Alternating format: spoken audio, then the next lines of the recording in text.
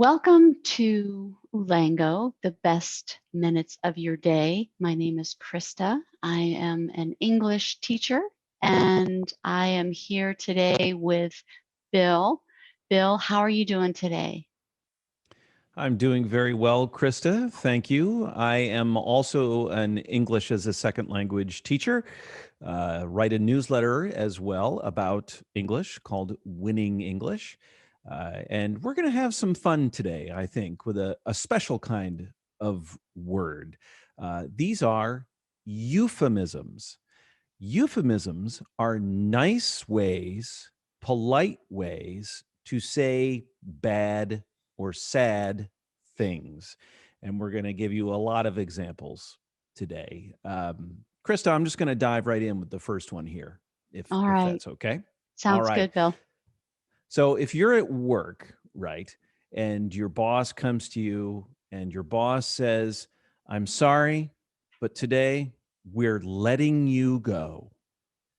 It's as if they're kind of setting you free, but in fact, it means you're fired. You no longer have a job there. Mm. We're letting you go. Thanks so much.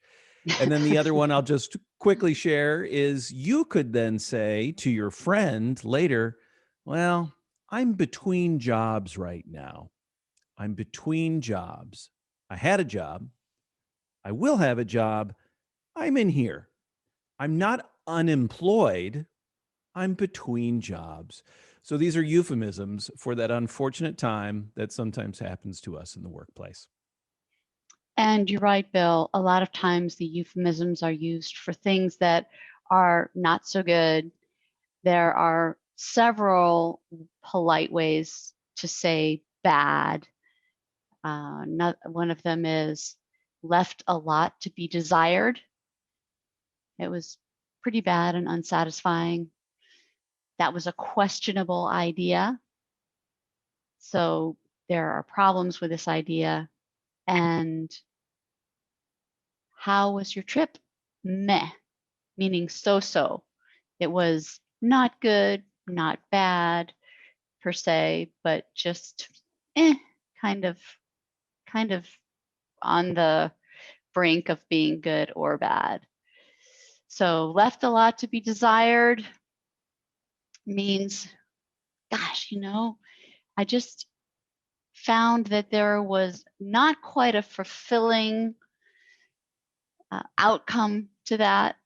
So it was bad. It was not the greatest.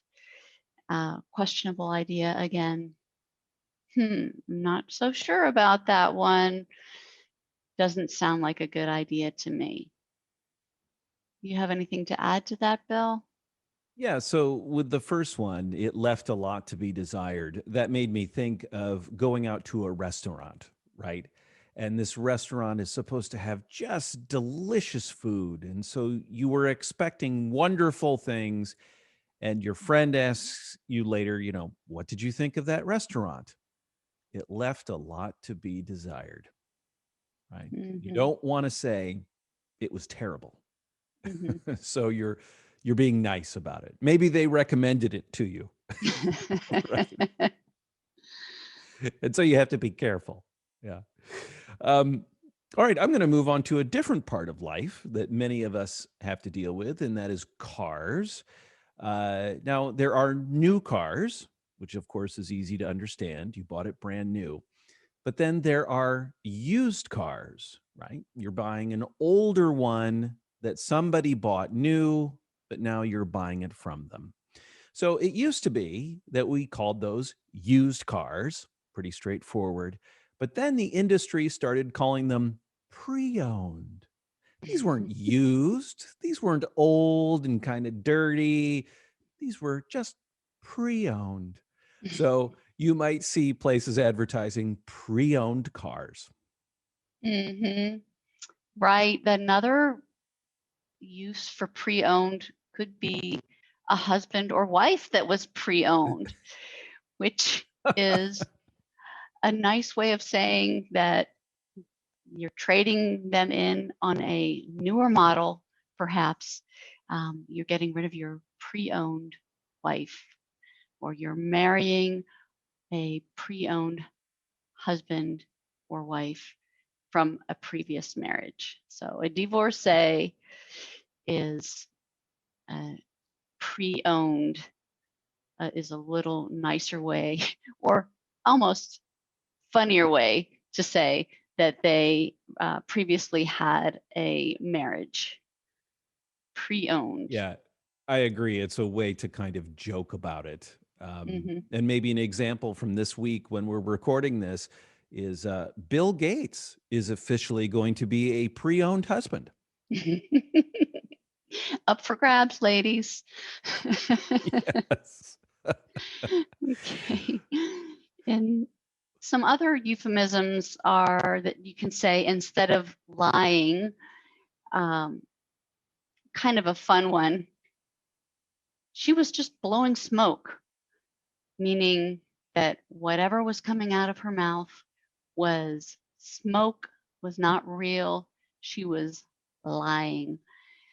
So an example would be, you know, maybe Bill Gates was blowing smoke for for his wife, and she said, "I'm sorry, but that's enough, and I'm going to make you a pre-owned husband."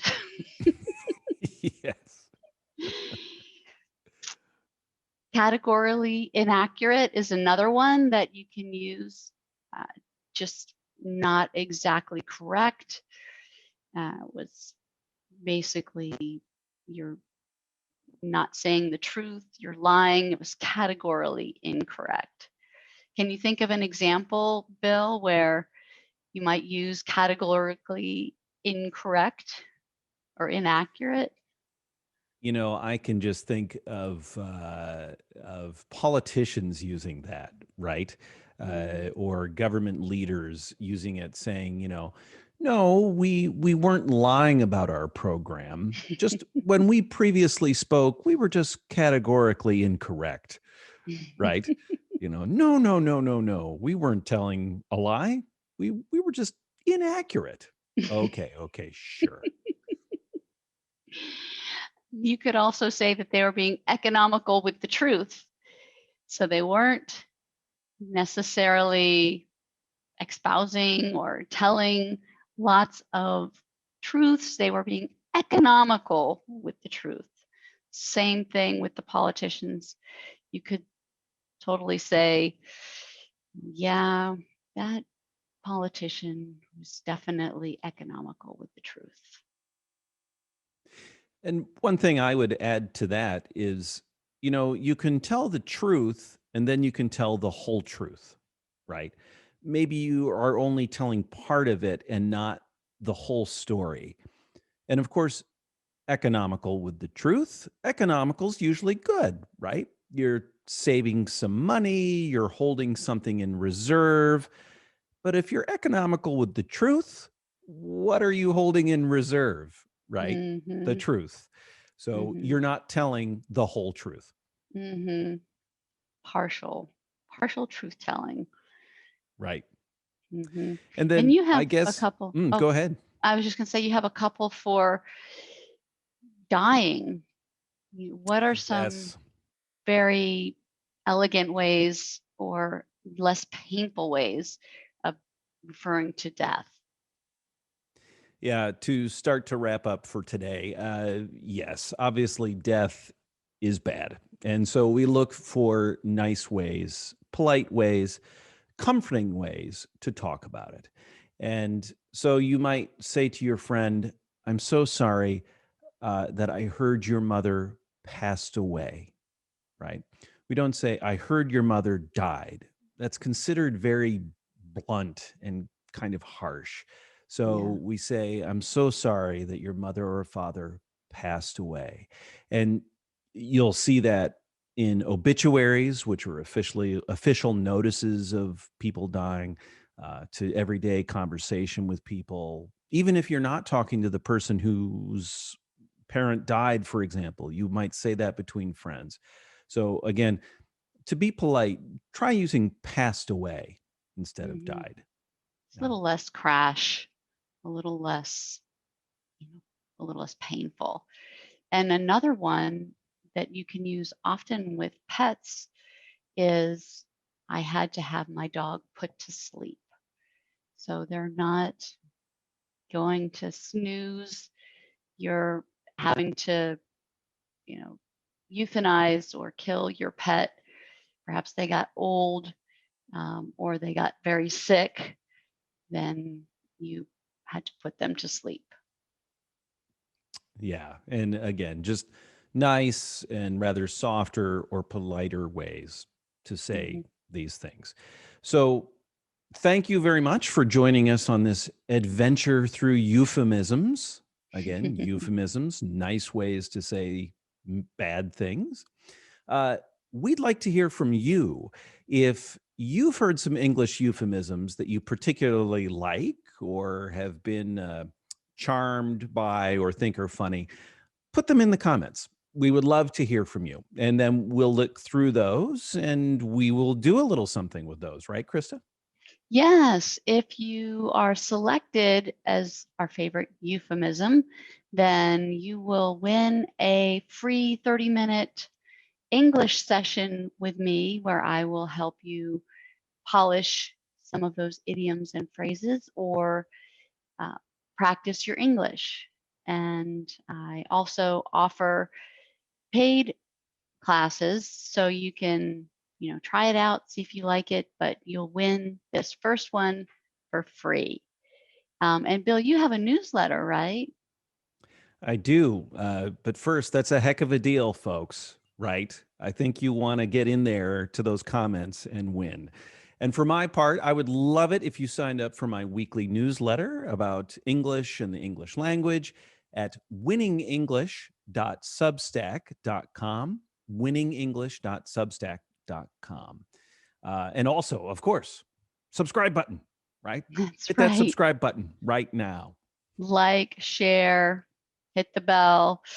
We want you to make sure you don't miss a single episode of ooLango's idioms and slangs and euphemisms. So, Bill, it was such a great adventure to spend some time with you. Um, I just love learning about these euphemisms. It's a mouthful to say, and when you say it's a mouthful, meaning it's a big word. It's a mouthful to say euphemisms. That's what they mean, a politer way to say something that might be a little sensitive. All right. Fantastic. Krista, great seeing you. Good to see you, Bill. All right. Bye, We'll catch you everybody. next time. Thanks. All right, bye.